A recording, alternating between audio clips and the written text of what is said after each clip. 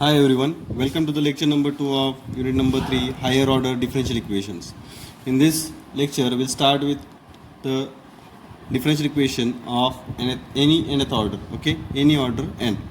A linear differential equation of nth order we have already defined in previous lecture with constant coefficients has this form phi of d of y equal to f of x.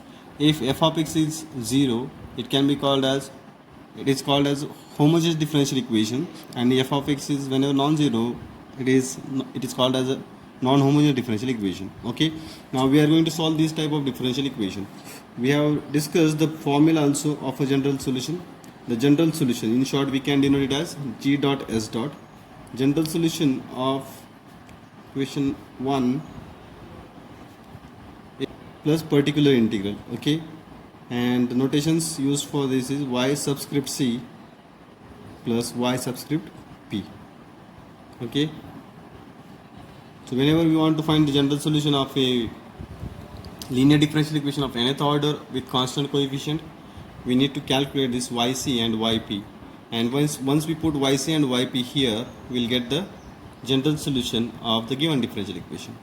Again, one more thing we have discussed, whenever f of x is 0 for some differential equation, in that case we don't have to calculate particular integral. For homogeneous, I will write this as a remark. For homogeneous differential equation, y equal to yc only. So whenever right hand side is 0, you just calculate the complementary function, and that will be the solution of the differential equation. And whenever your differential equation is non-homogeneous, then you need to calculate complementary function as well as particular integral. In that case, general solution will be this, and for the first case, general solution will be only complementary function. Okay, so this is why we need to understand the difference between homogeneous and non-homogeneous. So in the case of homogeneous, we never calculate, but we don't have to calculate a particular integral. Okay, why? That we will come to know when we'll discuss about particular integral. Now, as we have to calculate complementary function and particular integral, so how to calculate them in problem, that we are going to discuss now in this lecture. Okay, very first we'll discuss about the complement. To find complementary function yc, we calculate the roots of auxiliary equation. Now, what is auxiliary equation? In short, you can denote it by a dot e dot. The auxiliary equation is phi of d equal to 0. For every differential equation, we'll have some phi of d, a polynomial in d. Okay, the root of that polynomial will be called as the roots of auxiliary equation. Okay, and once we calculate the root, and then we have to use the following rules. Okay, once we get the values of the roots, then use the rules which are given after this. Total 4 rules are there that depends upon the nature of the roots. When we calculate root of a polynomial, then we'll get some numbers. Okay, that numbers may be real numbers or imaginary numbers, that is complex numbers. Okay, depending upon that, we are having some rules, and once you understand all these rules, then you will be able to write the complementary function of any differential equation. So let us go through all the rules. Rule number 1 is, if roots are real and distinct. Roots are real and distinct. It means whenever you will obtain the roots as real numbers and they are distinct in nature, that is, all the roots are different, means none of the root is equal, to the other root.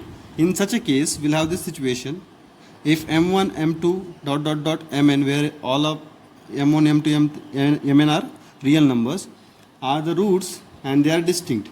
Okay, there are total n roots because we have considered a linear differential equation of nth order, and as this is a polynomial in d of degree n, it will have n roots, and if all the n roots are distinct of this type and they are real numbers, in that case the formula of CF is this one: CF equals to C1 e to the power m1x plus C2 e to the power m2x plus dot dot dot Cn e to the power mnx, where C1, C2 up to Cn are arbitrary constants.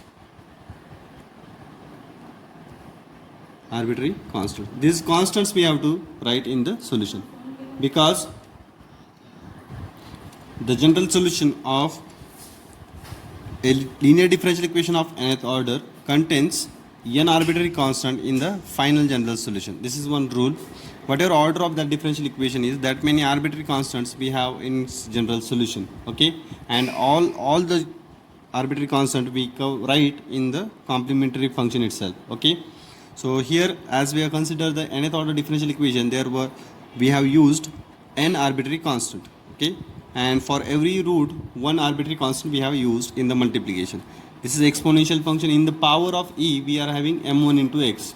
Okay, means we just have to substitute the root, obtain roots in the power, in the coefficient of x. Okay, and multiply every term, every function, exponential function, by one constant c1 c2 and proceed up to n. If you are having 4 roots, suppose for example if we consider a second order differential equation, d square minus 1 equal to 0. So it will have 2 roots, right? One is d equal to plus 1, another one is d equal to minus 1. So as this is a differential equation of order 2, it is having 2 roots.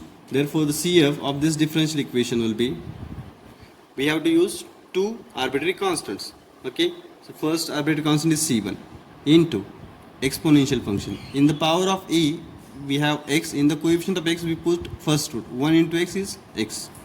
In the second term, second arbitrary constant, in the power of e, in the coefficient of x, second root, that is minus 1.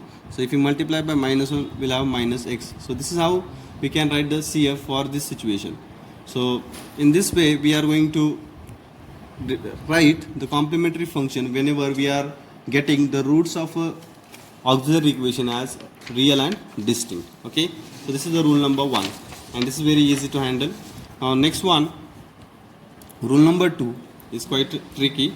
Okay, you check this carefully.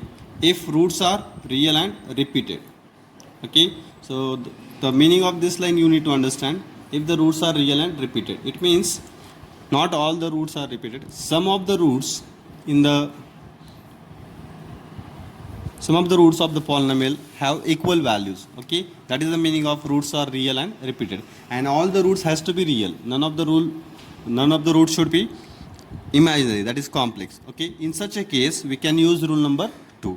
So one situation we have considered, that is for m1 equal to m2, means we have considered first 2 roots as same. Okay, and the later roots are distinct. In such a case the complementary function will be CF equals to c1x plus c2 into e raised to m1x plus c3 e raised to m3x plus dot dot dot cn e raised to mnx.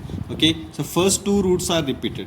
It means 2 roots are having same value. Therefore in the power of e we'll have m1. We are going to write m1 in the coefficient of 1 in the power of e only one time.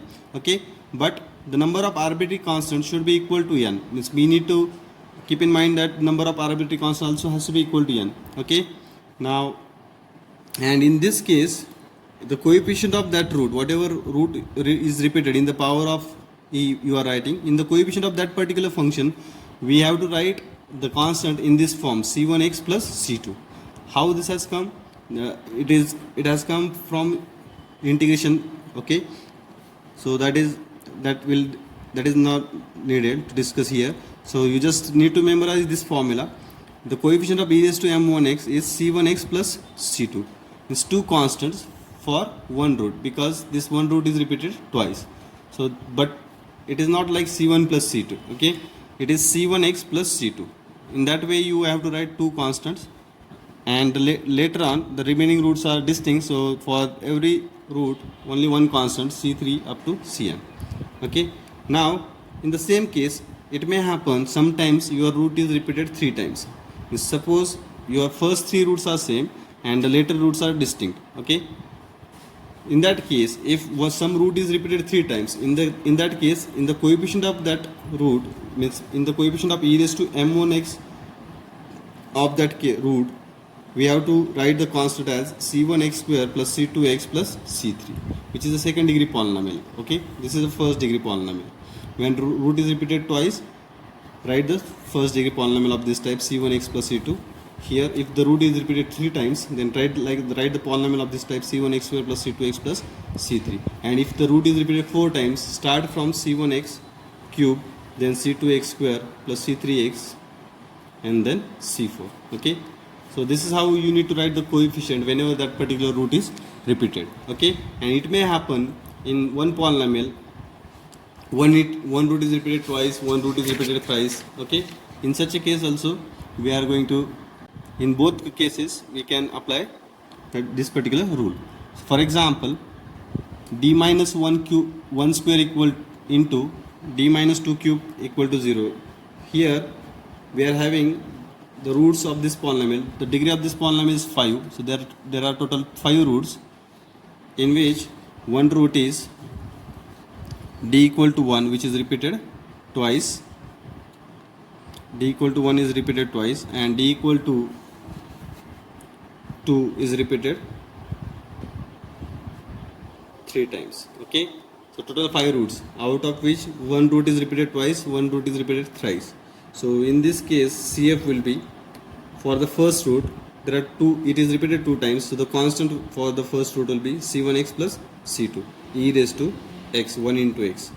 This root is repeated 3 times, so 3 constants can be written in this form. The next number c1 c2 we have used, the next number is c3x square plus c4x plus c5 into e to the power 2x.